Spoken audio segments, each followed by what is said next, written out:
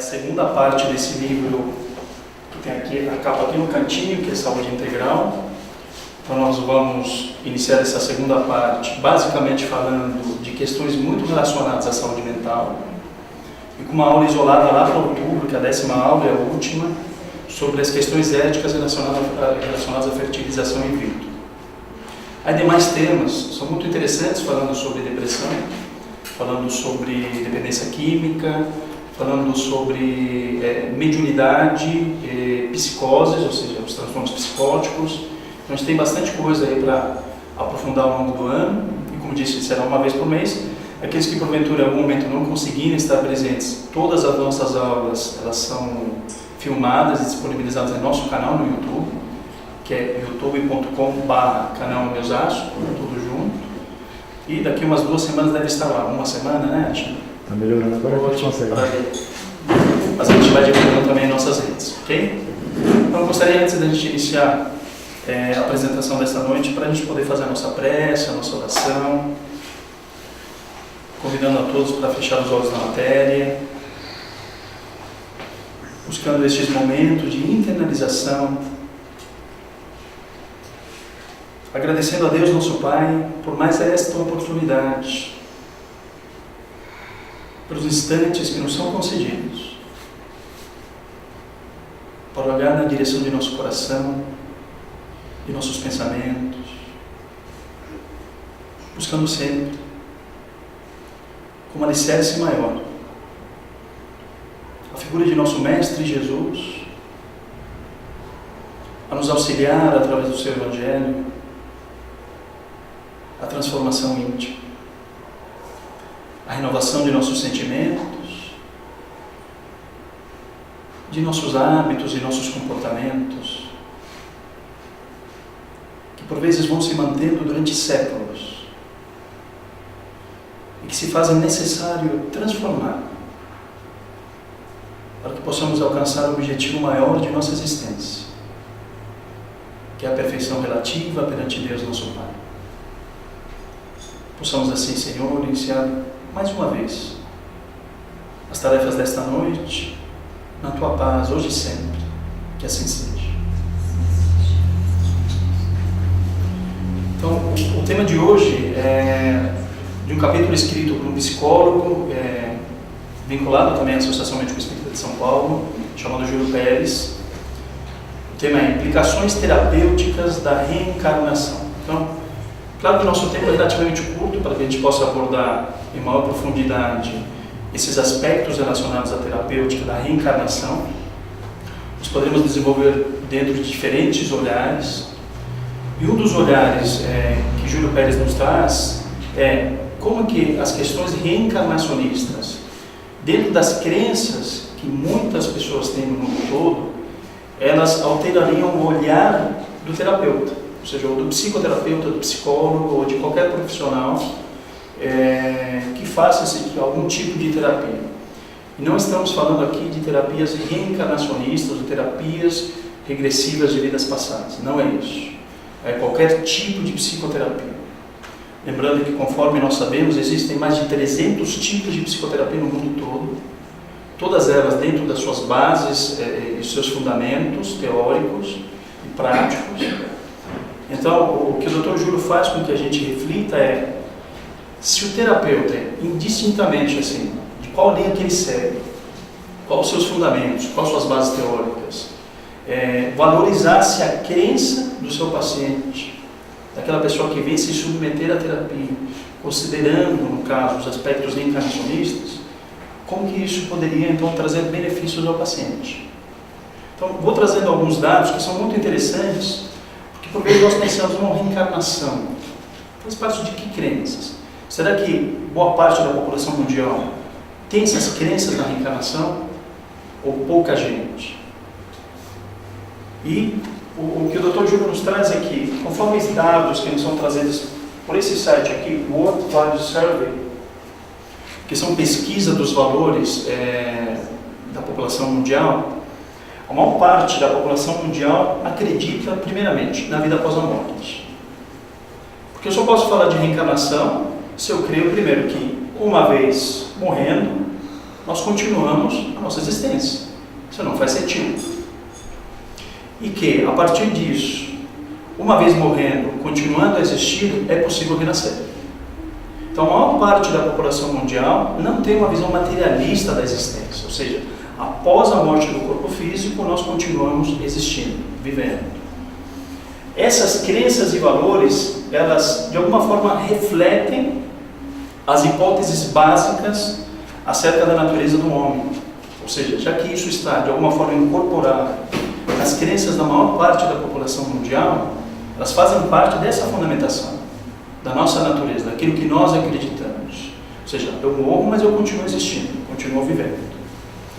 E que de alguma forma também vão fazendo parte dos pontos de referências cognitivos, da nossa cognição, da maneira como nós enfrentamos as nossas dificuldades de cunho especial psicológico.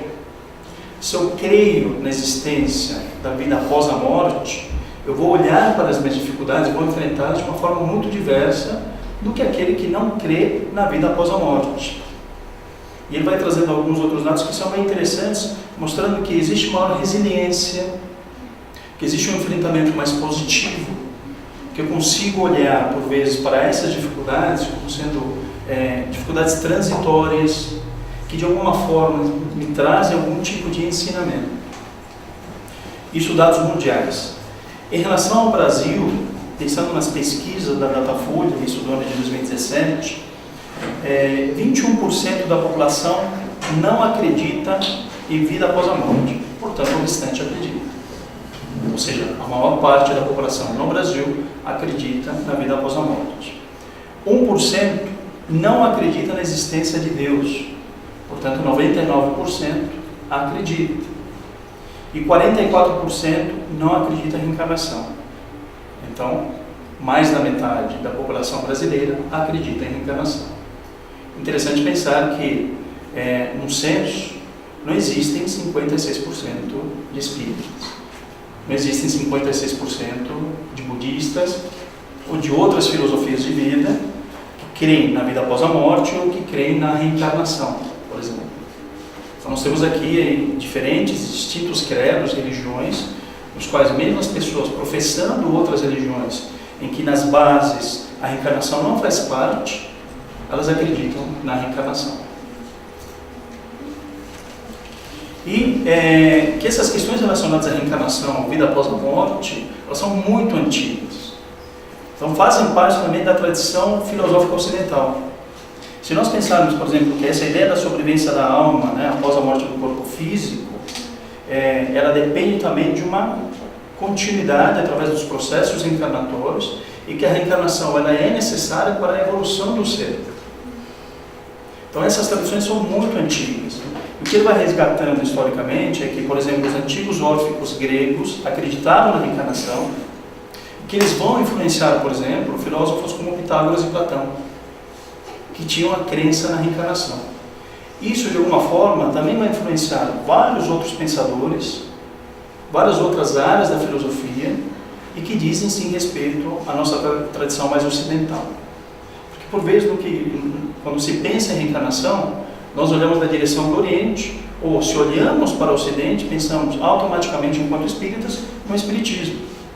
Mas dentro da própria filosofia já se tinha as crenças da reencarnação. Na questão da cultura oriental, aí sim, obviamente, como já coloquei aqui, quando nós pensamos em reencarnação, esses conceitos não são mais claros. Então nós temos o budismo, por exemplo, ou o hinduísmo. E dentro do budismo nós estamos falando de 525 anos antes de Cristo. Ou seja, uma filosofia de vida milenar. Assim como o próprio hinduísmo, de 1550 anos antes de Cristo. Então, dentro das bases fundamentais dessas filosofias de vida, a reencarnação ela faz parte. É praticamente um dogma. Aliás, em algum momento do Livro dos Espíritos, Kardec coloca a questão da reencarnação como sendo um dogma. Não como um dogma religioso, indiscutível, mas como sendo parte básica, fundamental da essência do entendimento do que é a doutrina espírita.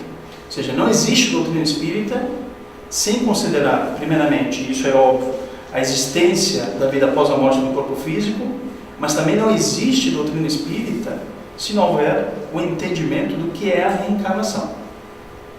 Então, estamos falando de questões que são milenares, que envolvem tanto o mundo ocidental quanto o mundo oriental, e, portanto, que deveriam fazer parte, sim, do mundo acadêmico, do mundo universitário, de pesquisas e, portanto, da prática dos terapeutas, uma vez que se eu me submeto a algum processo psicoterápico e a reencarnação faz parte das minhas crenças, mesmo que isso não faça parte das crenças do terapeuta, ele deve considerar a minha crença e valorizar, porque isso vai fazer parte também da minha visão de mundo, da maneira como eu posso encarar os aspectos psicológicos, sejam eles negativos ou positivos, as minhas dificuldades. Então a reencarnação me dá assim base e sustentação para que eu possa olhar para tudo isso de uma forma diferenciada. Em todo caso, né, pelo menos de uns 30 anos para cá, um pouco mais, as portas da academia, da universidade têm se aberto para pesquisas no que diz respeito tanto à vida após a morte, através de fenômenos psicológicos muito interessantes, que eu vou estar citando aqui, como experiências de quase morte, ou mesmo para algumas pesquisas relacionadas à reencarnação. Isso tanto do nosso lado, ou seja, do chamado mundo ocidental, quanto do mundo oriental. Então, as pesquisas científicas têm buscado entender, dentro das chamadas minorias criativas, já que isso não faz parte ainda da base do grosso da universidade, se existe ou não consciência independente do funcionamento do cérebro. Dentro de um olhar materialista, mais reducionista, o que nós entendemos é que a mente ou a consciência, ela só existe se houver funcionamento cerebral. Se não houver o funcionamento do cérebro, não existe consciência, não existe mente, não existem funções cognitivas, não tem pensamento, não tem atenção, não tem memória, não tem concentração. Então, durante muito tempo, dentro da universidade, essa era uma regra, era praticamente um dogma científico, não se discutia. Ou seja, a mente ou a consciência é um epifenômeno cerebral, ou seja, é um subproduto do cérebro. Mas as pesquisas têm indicado, como disse, dentro das chamadas minorias criativas, de alguns cientistas vinculados a grandes universidades, de que é possível nós levantarmos uma outra hipótese, e, portanto, é a hipótese da existência da consciência, mesmo sem atividade cerebral. Então ele vai citando aqui alguns pesquisadores em experiência de quase-morte. Um deles é o Dr. Melvin Morse, o primeiro dessa lista, que é um médico pediatra e que já fez alguns estudos de experiência de quase-morte muito interessantes, inclusive já esteve no Brasil no ano de 2007, no Congresso Nacional da Associação Médico Espírita do Brasil, Medinesp, aqui em São Paulo. Dr. Sam Pernia também, pesquisador também britânico, vinculado à universidade nos Estados Unidos, Nova York, fazendo pesquisa de experiência de quase-morte. E um dos mais conhecidos da área é o Dr. Tim Van Lommel, que é um médico holandês, que também tem vários relatos, artigos científicos publicados, essa temática da experiência de quase-morte. Então, que experiências são essas? Dentro desses relatos que nos são trazidos. Paciente, por exemplo, que chega em parada cardiorrespiratória, ou seja, o coração não bate. Chega no serviço de emergência e ali precisa desse atendimento para que possa ser ressuscitado, é o termo que nós utilizamos, através da chamada massagem cardíaca. E o que se sabe é que em tempos que giram em torno de 5 minutos, você já não tem o quê? Irrigação do cérebro. Você não tem sangue chegando no cérebro. Portanto, você não tem atividade o quê? Cerebral. Você não tem atividade elétrica do cérebro. Não tendo atividade do cérebro, teoricamente, dentro do nosso olhar reducionista, materialista, você não tem consciência. Não tem atividade cognitiva. Não tendo consciência, teoricamente ele está morto. E é o que eles vão percebendo que depois de algum tempo, quando o paciente ele consegue ser ressuscitado, algumas pessoas vinham trazendo relatos daquilo que elas vivenciavam naquele espaço. Um deles é muito interessante porque o paciente já chega em parada cardiorrespiratória no hospital, o paciente que usava óculos, A enfermeira retira os óculos e ele, sem atividade cerebral, sem consciência, coloca debaixo do chamado carrinho de parada. Esse paciente, depois de um tempo, é ressuscitado e parece que no dia seguinte ele reclama a presença dos óculos. Ele indica qual tinha sido a enfermeira que pegou os óculos, indica onde esses óculos tinham sido colocados, todos ficam espantados, porque em parada cardiorrespiratória ele está inconsciente, e eles ficam questionando como esse paciente tinha consciência daquilo. Ele diz que naquele momento ele estava observando tudo, e vai citando quem era o médico que tinha auxiliado no momento da ressuscitação, das massagens cardíacas, foi citando o ambiente, detalhando alguns aspectos. Então é muito interessante. Esse é um dos casos de experiência de quase morte em que indica que algum grau de consciência existia, teoricamente fora do corpo físico, daqui você não tem atividade cerebral. E um dos grandes pesquisadores foi o William Penfield, também um cientista, um neurocirurgião, que aí desencarnou em 1976, e que ele já afirmava naquela época que as redes neurais elas são incapazes, por si só, como ele vai colocando, de produzir a consciência. Ou seja, mesmo dentro de toda a complexidade que é o nosso cérebro, nosso sistema nervoso central, dentro dessa riqueza que ele é, por si só elas são incapazes de produzir qualquer tipo de atividade consciencial. Ou de produzir a consciência, de produzir a mente, ou de qualquer tipo de atividade cognitiva. E que a mente, portanto, ele afirmava, tem uma existência que é separada do cérebro. Em que livro que ele trouxe isso? Nesse livro que não tem uma tradução para o português, que é o Mistério da Mente, e que ele vai trazendo esses estudos complexos que envolvem dentro do que ele vai pesquisando e afirmando que a mente independe, ou seja, a consciência independe do cérebro. O cérebro é extremamente importante, óbvio, mas a consciência não é produzida pelo cérebro. Ela tem uma existência em separado. Outras pesquisas, mais relacionadas à reencarnação, de 30 anos para cá, vão sendo indicados alguns pesquisadores também, com estudos bem robustos e muito interessantes, e ele vai citando o Dr. Erlendo Haraldsson, que é psicólogo, ele é da Islândia, e também esteve aqui no ano de 2007, junto com o Dr. Neville Moss, nesse congresso que eu citei, da Associação Médico Espírita do Brasil, que é o Medinesp, trazendo casos também muito interessantes de pesquisa que ele foi desenvolvendo na Índia, referentes aos processos reencarnatórios e de lembranças de crianças relacionadas a vidas passadas. Crianças de 7, de 8, de 9, de 10, de 11 anos, trazendo detalhes daquilo que eles tinham vivenciado na última existência. Crianças que diziam, fui casado com fulano, morri de tal forma, minha profissão naquela época era isso e tal e aquilo. E existe todo um rigor científico que vai mostrando que a maior parte daquilo que essas crianças traziam espontaneamente tinham veracidade. Eles iam até a cidade onde essa criança dizia que tinha vivido, a maneira como ela tinha falecido, qual o trabalho, qual a função dele naquela cidade, e eles iam pesquisar e muitas das coisas, a maioria das coisas batiam. Então, muito interessante. Mas é na Índia, né? A Índia tem o hinduísmo, a reencarnação faz parte das crenças, faz parte daquela cultura, então isso facilita com que crianças tragam à tona suas lembranças e tal.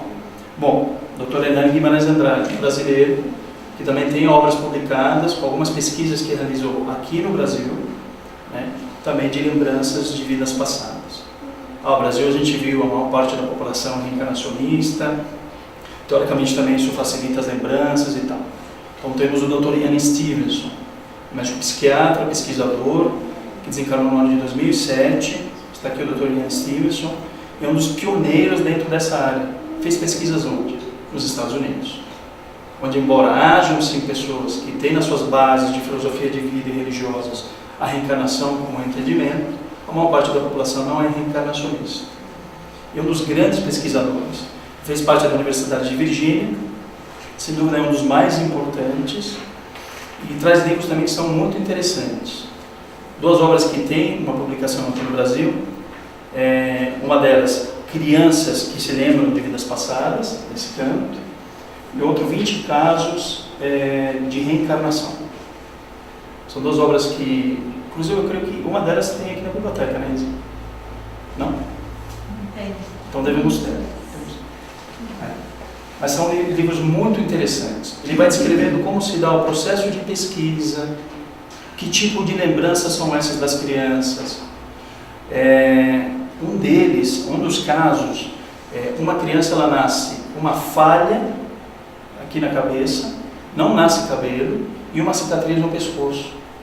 E ela diz que ela tinha cometido suicídio numa encarnação anterior. E ela vai descrevendo com um tiro. E eles foram pesquisar e, de fato, aquela pessoa que tinha cometido suicídio foi nessa direção, onde você tem uma marca de nascença no pescoço e na região onde saiu, provavelmente aquele tiro de bala, onde não nasce mais cabelo. Então são casos muito interessantes, né? Relacionados a essas lembranças de vidas passadas e que estão relacionadas às pesquisas científicas dentro das universidades. Como disse, dentro com chamadas minorias, né, criativas. Isso ainda não faz parte do grosso do entendimento da academia. Mas que, como dizia William James, que é considerado, e vou citá-lo aqui, como pai da psicologia americana, e alguém que vai contribuindo também para o entendimento dos fenômenos psicológicos, se existir um único corpo branco, já não podemos afirmar que todos são pretos. Ou seja, nós olhamos para o corpo, dentro de nossa ideia, todos são pretos. Mas se existir um único branco, eu preciso olhar para aquilo de uma forma diferente. Então, se tiver alguém que diz ter recordações de vidas passadas, com dados que são muito concretos, que fazem com que nós mantemos a hipótese da reencarnação como algo viável, eu preciso olhar para aquilo de uma forma diferente. Já começa a alterar o nosso paradigma em relação àquilo que é o ser humano na sua complexidade. E as implicações terapêuticas dentro disso. Então, William James, como coloquei aqui, considerado o pai da psicologia americana, um grande pensador, um grande filósofo, considerado uma das grandes figuras do século XX nos Estados Unidos, dizia que a psicologia não pode considerar-se abrangente se não levar em conta as inúmeras variedades de experiências diferentes daquelas consideradas normais. Quando nós olhamos para uma situação, nós criamos o nosso olhar em relação ao que é a normalidade, e tudo aquilo que não está dentro daquilo que eu considero que é normal, eu digo que é diferente e não o considero.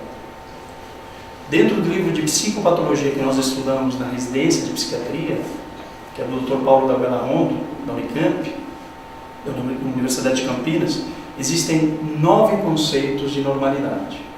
Se nós precisamos de 9 conceitos de normalidade, é porque não temos nenhum. Certo? Porque nenhum nos é suficiente. Então, afirmar o que é diferente, afirmar o que é anormal, a gente precisa ter muito cuidado. Que nós podemos nos equivocar. Né? E afirmar que aquilo que é anormal, eu não considero. Então, é disso que o William James nos coloca e nos diz. A psicologia não pode desconsiderar aquilo que é de alguma forma considerado diferente. Muito pelo contrário, eu preciso considerar, porque pode, não só pode, mas faz parte da visão do mundo de muitas pessoas. E esse é um dos livros que ele escreve, que tem em português As Variedades da Experiência Religiosa, e alguém que se debruça muito sobre essas experiências, desses fenômenos ditos espirituais ou religiosos, de experiências distintas, e colabora muito para o nosso entendimento em relação a tudo isso. A psicologia ela acaba, de alguma forma, levantando uma série de teorias para compreender o ser na sua complexidade e explicar um pouco do que é a consciência e do que é a personalidade e a maneira como nós adoecemos. Então, vai considerando, por exemplo, as interações dos fatores ambientais. Então, obviamente, se nós estamos dentro de um espaço, eu preciso considerar o meu ambiente, entender como que esse ambiente ele colabora para a minha saúde ou não. São fatores ambientais, importantes nos aspectos psicológicos, funcionais. As questões psicossociais, dentro desse ambiente, como que eu me relaciono com as pessoas que fazem parte daquele espaço? Que aspectos sociais fazem parte daquele meu ambiente, da maneira como eu convivo, são aspectos psicossociais importantes. Então, eles impactam o meu processo de saúde e doença, então eu devo considerar, sem dúvida. Os fatores neurais, ou seja, o cérebro, os fatores neurológicos, o intercâmbio que existe entre os bilhões de neurônios que nós estamos falando de questões biológicas importantes, fatores genéticos, a nossa base genética, como isso colabora para a minha saúde e o meu adoecimento. Então, quando nós falamos do processo de adoecer, seja do adoecimento físico ou mental, sempre existem inúmeros fatores. Não existe uma única causa. Não posso estabelecer relações simples de causa e efeito. Eu preciso olhar para o todo. É óbvio que se eu vivo num ambiente mais saudável, com mais recursos sociais, com mais acesso à saúde, à educação, à alimentação, a lazer, né, eu vou ter mais saúde física e mental. Então, todos esses aspectos, eles são considerados, mas a partir do momento que eu começo a olhar para o ser na sua complexidade, considerando outros fenômenos ditos psicológicos, eu não posso ignorar outros aspectos ditos espirituais e reencarnacionistas.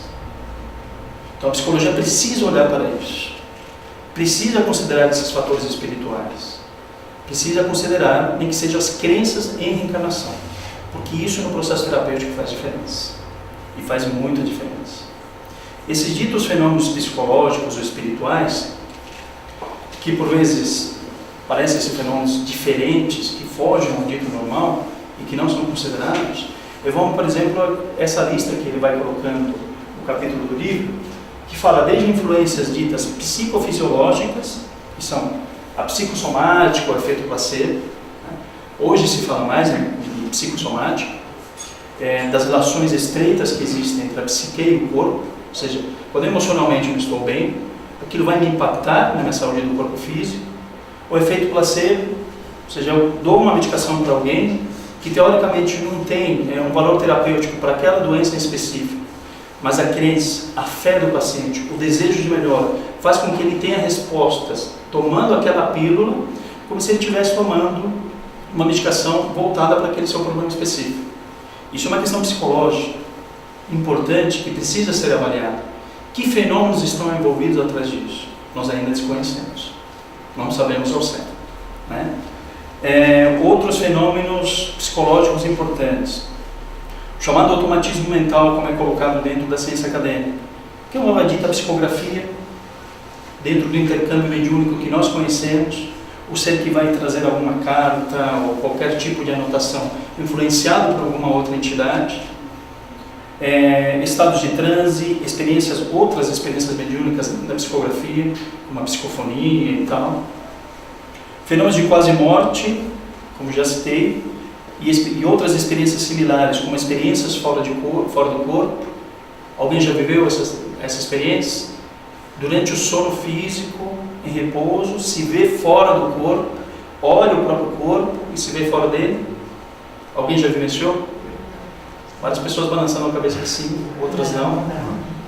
Outros dizendo que não, graças a Deus, né? Mas é por aí mesmo. Mas são experiências de fora do corpo em que muitas pessoas já vivenciaram. Entra dentro daquilo que William James já disse. Se todos os corvos são pretos, mas tiver um único branco, não podemos afirmar que todos são pretos. Se uma pessoa diz que já vivenciou essa experiência, eu preciso olhar para aquela situação de uma forma diferente. Visões no leito de morte não é incomum. Pessoas prestes ao desencarne, no contato com a família naquele momento mais complexo, mais difícil, dizendo, minha mãe está se aproximando, está vindo me buscar, é minha avó. São visões de leito de morte, que tem inúmeros relatos também. Então, são experiências similares a esses fenômenos psicológicos, muito interessantes, além de outras experiências místicas que estão e fazem parte, sim, de fenômenos psicológicos complexos e que a psicologia precisa olhar para isso com carinho.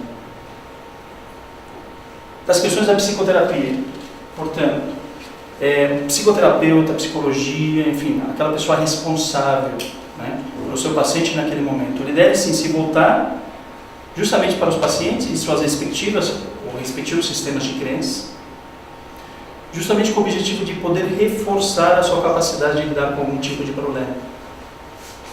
Não interessa se aquilo não faz parte das minhas crenças. Mas se o outro crê em reencarnação, se o outro afirma que já teve alguma experiência mística, espiritual, que já se viu fora do corpo, que já ouviu alguma coisa que outras pessoas não ouviram, e crê que aquilo pode estar relacionado, por exemplo, a espíritos, eu, enquanto terapeuta, eu devo acreditar, não necessariamente acreditar, mas eu devo confortar o paciente e admitir que para aquela pessoa aquilo é importante, mesmo que isso não faça parte do meu sistema de crenças. O que eu não posso afirmar é, não, isso daqui fica da porta para fora, aqui dentro essas coisas não entram. Mas se o ser, dentro da sua complexidade, no seu processo de adoecimento, é influenciado pelas questões ambientais, psicossociais, pelas questões biológicas, envolvendo em especial o sistema nervoso, o cérebro, questões genéticas, eu preciso considerar o seu valor de crenças, o seu sistema de crenças. Isso envolve reencarnação e outras experiências espirituais. Então o terapeuta tem que estar aberto e deve considerar essas questões. É muito importante. As questões da reencarnação, por exemplo, as dificuldades são transitórias para aquele que crê na reencarnação, ou seja, ele vai trazer esses aspectos da reencarnação como algo importante, porque, como eu disse no início, eu vou encarar aquilo de uma outra maneira. Por outro lado, como se diz, a crença na finitude, ou seja, se eu tiver um olhar materialista e acreditar que, de alguma forma, nasce um morro e tudo se acaba, isso por vezes acaba aumentando a minha angústia em relação ao problema que eu estou vivendo. Então, os estudos vão indicando que aqueles que creem em vida após a morte, que de alguma forma consideram a reencarnação dentro dos seus sistemas de crença, são mais resilientes, têm mais facilidade de encarar os problemas. E que a crença na reencarnação, mundialmente falando, faz parte de inúmeras culturas e de inúmeros países. São também dados trazidos por aquele site que eu coloquei no início, das pesquisas relacionadas aos valores do mundo, nos colocando que, por exemplo, na população dos países nórdicos, quase 27% da população é reencarnacionista. Na Europa Oriental, mais de 20%.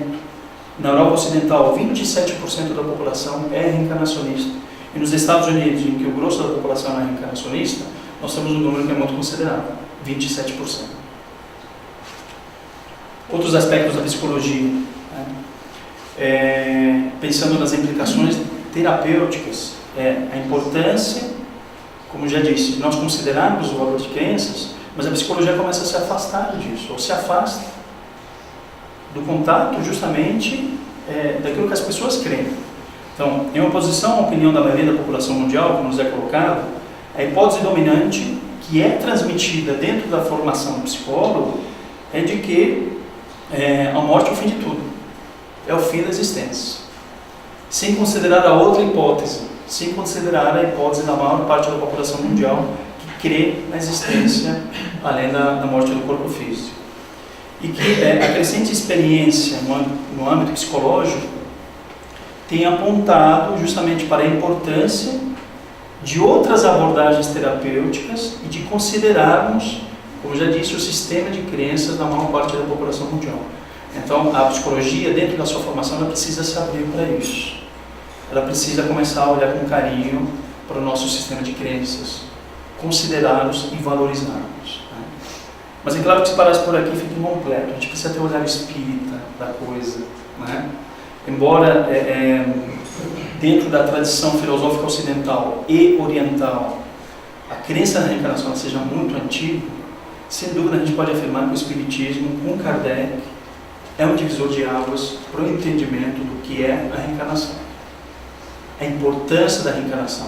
Aí nós entramos em outras implicações terapêuticas, não da valorização apenas da crença daquele meu paciente no processo terapêutico, na maneira como ele vai enxergar o mundo e vai lidar com os problemas do mundo, mas o entendimento da terapia, ou da própria reencarnação em si, como já sendo algo terapêutico.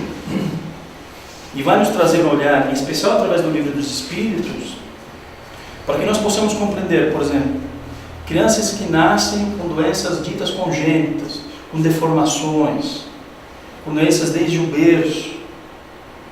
Se eu tiver um olhar reencarnacionista, tiver um olhar do espírito imortal, entendendo o processo reencarnatório como a necessidade do aperfeiçoamento do espírito, eu entendo que a doença é o caminho da cura, de que aquilo é absolutamente necessário para o seu crescimento. E Kardec vai questionando, Kardec aprofunda essa temática da reencarnação, não só no livro dos Espíritos, mas em todas as obras que nós temos relacionadas ao Espiritismo. Uma das questões que está no capítulo 2, que fala da encarnação dos Espíritos, o que ele pergunta? Qual o objetivo da encarnação dos Espíritos? Ele não perguntou aqui qual o objetivo da reencarnação. Perguntou qual o objetivo da encarnação. Isso faz diferença.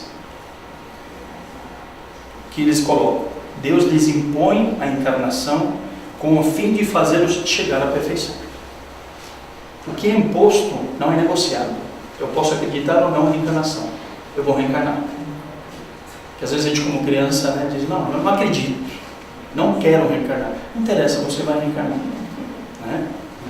É isso. Uma criança que a gente tipo, não quero comer, não quero ir para a escola. Não tem conversa, você vai para a escola. Né? Então a questão da reencarnação é mais ou menos isso. Ah, não quero, não vai reencarnar. Mas Kardec fala da encarnação, ou seja, ele fala deste momento, encarnei.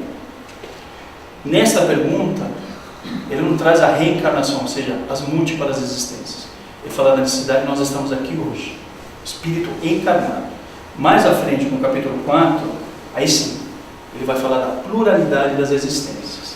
A encarnação como um momento presente, como a necessidade de alcançar a perfeição, mas entendendo, dentro da sua inteligência, e Kardec é um mestre nisso, de que uma existência só não é suficiente para alcançar a perfeição. Precisamos de múltiplas. Por isso que ele questiona na 166. Como pode a alma que não alcançou a perfeição durante a vida corpórea acabar de depurar-se? Ou seja, ele não coloca que seja impossível, numa única existência, nós alcançarmos a perfeição. Mas ele considera aqueles que ainda não alcançaram dentro de uma única existência. Eles respondem: sofrendo a prova de uma nova existência. Então, se há mais uma nova existência, nós já estamos falando de mais de uma. Nós estamos falando da pluralidade das existências. Ele continua. Não satisfeito.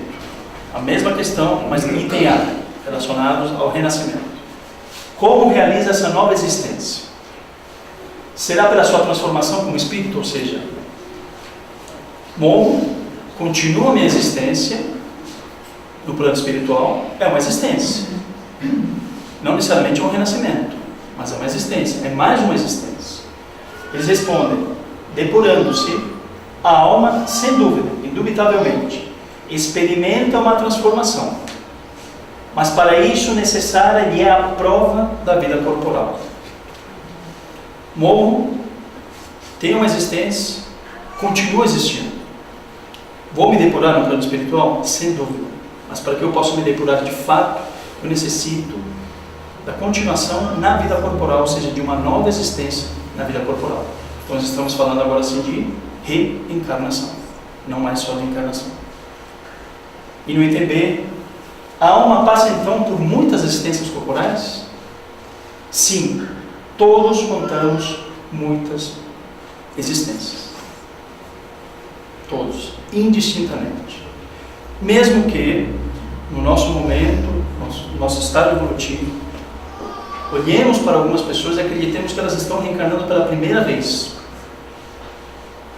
Tamanha a dificuldade de entendimento que elas têm, tamanhas limitações cognitivas, tamanhas dificuldades em termos emocionais, psicológicos, mas todos nós já sofremos inúmeras existências corporais. E não 167, qual o fim objetivado com a reencarnação? Então Kardec vai sendo repetitivo em alguns aspectos, mas muito didático. Lá atrás, qual o objetivo da encarnação? Agora, qual o objetivo da reencarnação? Já que nós sabemos que vamos viver continuamente múltiplas existências. A expiação, o melhoramento progressivo da humanidade. Sem isto, onde estaria a justiça? Haveria justiça? Haveria justiça que uma criança de 2 anos falecesse num acidente como nós vivemos essa semana? Tão trágico dessa forma. Com 2 anos de existência, o que essa criança evoluiu? precoces, a morte de pessoas jovens, pessoas que morrem em diversos acidentes ou através de homicídios. Onde estaria a justiça se não houvesse a reencarnação? A pluralidade das existências. Entendendo a reencarnação como um mecanismo importantíssimo de crescimento, de amadurecimento, da busca da perfeição. Mas isso só é possível não só desenvolvendo e ampliando a nossa inteligência e o nosso intelecto, mas isso é possível principalmente se nós internalizarmos os valores cristãos, se nós vivenciarmos o Evangelho do Cristo na sua essência, buscando sempre fortalecer os nossos laços afetivos e valorizando as virtudes e as potencialidades que nós temos. Eis que Jesus já diz a Nicodemos: na verdade te digo que aquele que não nascer de novo não pode ver o reino de Deus. Reino de Deus que existe onde? Em nós mesmos. Se nós não renascermos, se nós não renascermos inúmeras vezes, em distintos cenários, diferentes culturas, diferentes épocas, nós não aprendemos, nós não crescemos, nós não temos tempo hábil para colocar em prática tudo aquilo que o Mestre nos trouxe, que é da busca da internalização desses valores essenciais, valores éticos e morais, justamente para que nós possamos aprender de fato o que é amor na sua essência, o que é a caridade, o que é a fé, o que é o bem, o que é fazer o bem. Isso sim, por isso que Jesus nos traz a necessidade de nascermos quantas vezes forem necessárias para alcançarmos aquilo que todos nós indistintamente estamos destinando. Então, esse é um olhar dentro dessa aula de implicações terapêuticas da reencarnação. Poderíamos ficar horas falando da reencarnação dentro de distintos olhares, falando de perispírito, falando dessas marcas de nascença que o Dr. Ian ensina, traz em suas obras, tanto dos aspectos científicos, quanto a ampliação do olhar terapêutico, quando eu valorizo a crença do outro, a importância da reencarnação como esse processo do nascer e renascer, quantas vezes forem necessárias, justamente para que nós possamos ampliar o nosso intelecto, a nossa inteligência, os nossos sentimentos, as nossas virtudes, enfim. O material dentro da doutrina espírita é riquíssimo, temos muita coisa para ser aprofundada, para ser estudada, nos esclarece e, mais do que esclarecer, consome. Ok? Então, a gente volta no final de fevereiro, com esse olhar aí do curso que nós estamos desenvolvendo pela AME Osasco. E se alguém quiser rever essa aula, ou convidar outras pessoas também que possam assistir, como disse no início, está disponível no nosso canal, tanto o que a gente vai fazer durante este ano, quanto o que nós fizemos no ano passado, no ano retrasado, esse livro de saúde e espiritualidade, quanto o curso de passes também que foi realizado no ano retrasado. Ok?